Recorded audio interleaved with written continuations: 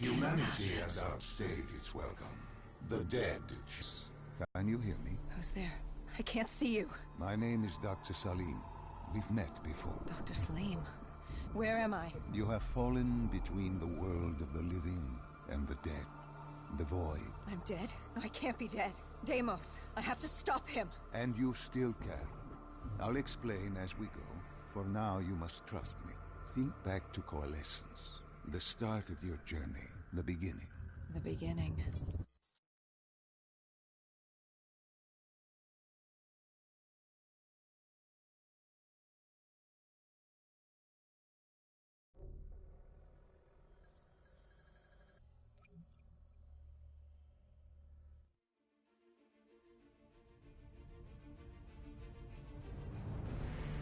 It started at Coalescence Singapore in 2070. 10 years after the disaster. After Virus 6115 began its spread. After the dead began to walk the Earth.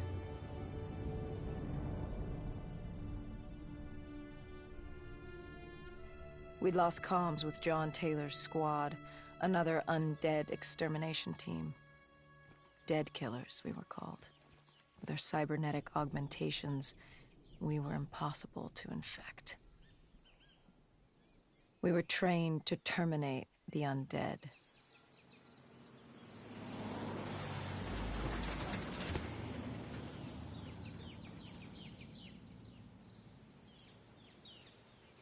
Hendricks was on edge.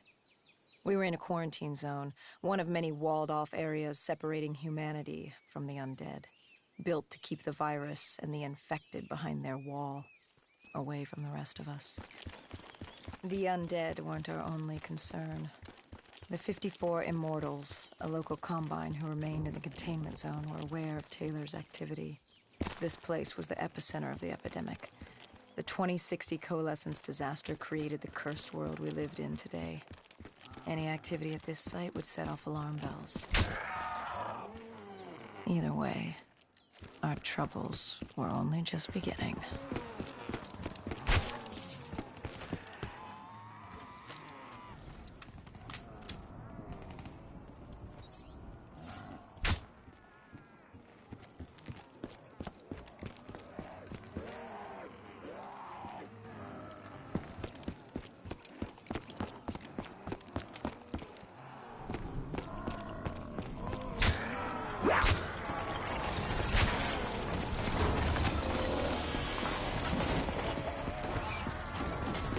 We should have known that the ASP wasn't brain dead. If we were going to bring it down, we'd need to disable his shield and find a rocket launcher. Hendricks had a bad feeling about this. He wasn't the only one. I knew we shouldn't be there.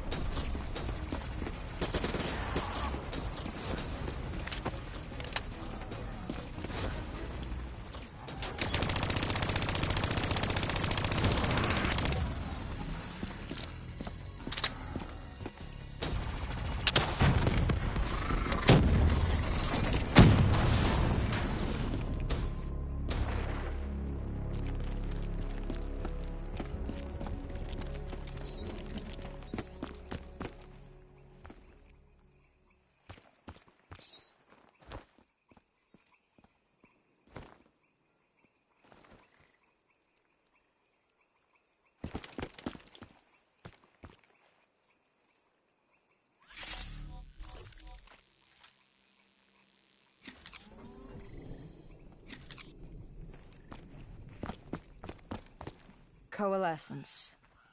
Enhance yourself for a better tomorrow. They'd been the forefront of technology, always wanting to improve the individual, the future of you. What happened? What went wrong? The coalescence disaster happened. Virus 6115 spread throughout Singapore and strains popped up all over the world. Governments built these quarantine zones to house the undead. A way for the populace to ignore what was happening. 10 years on, and it had worked. We put it out of mind. Ignorance was bliss. What was so special about this operation? It was supposed to be by the books. 5 years after our cybernetic augmentations, Hendricks and I were a well-oiled machine. Quarantine sweeps, recon, search and rescue. It's just what dead killers do. But we'd never been sent after one of our own before. John Taylor's systems had gone quiet. With our direct neural interface, we're hardwired into Winslow Accord servers. Observation knew if you were dead or alive. For Taylor to be neither, that was unusual.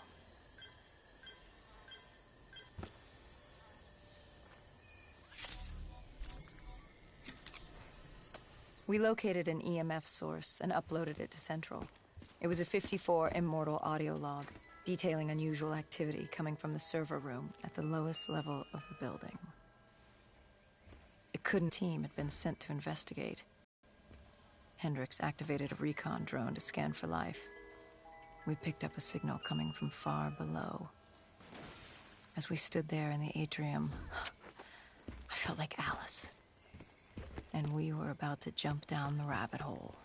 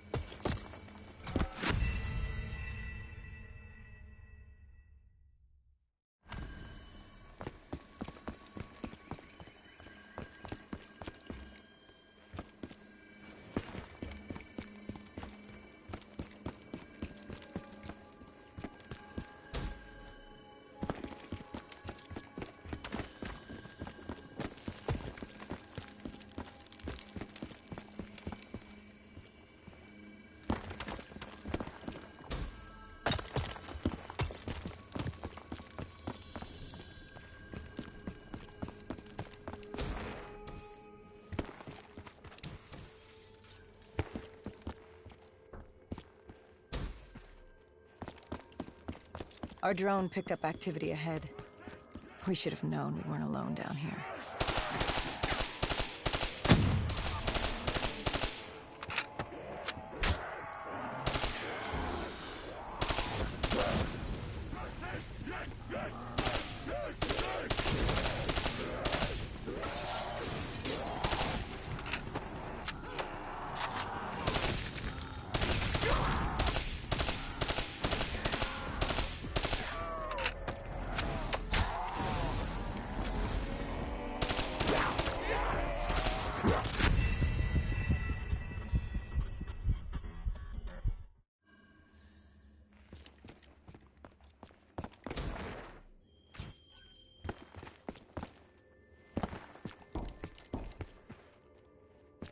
Our drone picked up activity ahead. We should have known we weren't alone down here.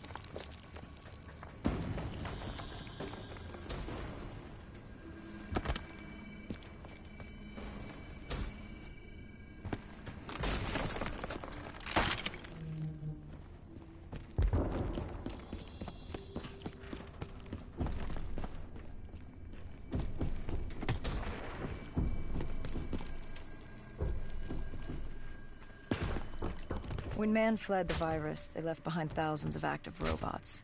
Machinery abandoned with one directive: kill the dead. Years later, they're still killing.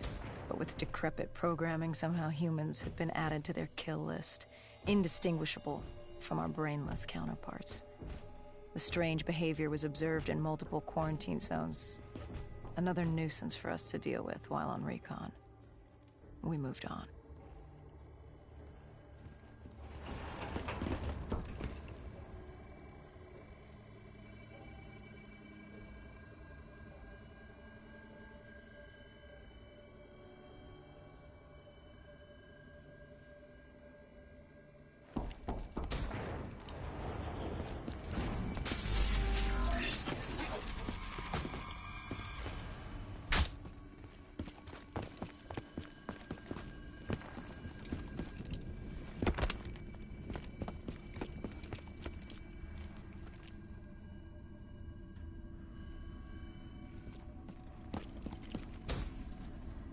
We reached the silo's floor, but the signal came from lower still, below coalescence.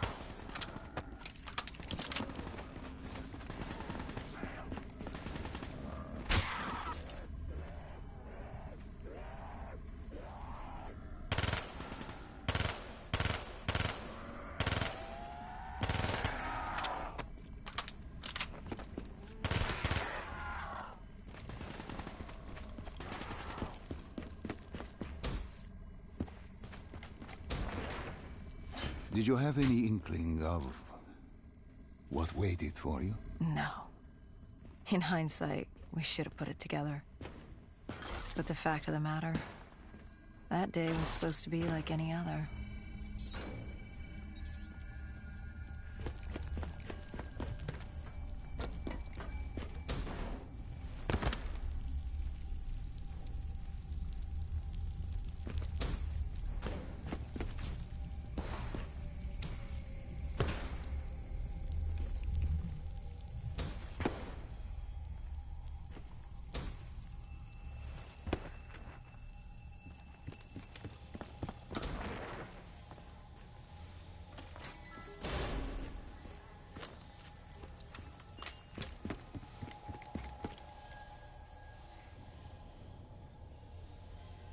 What did you find below Coalescence? A CIA black project. Project Corvus. Unknown to the world, and unknown to most people in the know. As off the record as it got. A redacted footnote in Langley's history book. Part of me wishes we just turned back. Why? It would have been easier. For me. For Hendricks. For the world. Is it such a bad thing? To want to be blissfully ignorant in the face of daunting adversity? We didn't have a choice. Those who find fate thrust upon them rarely do.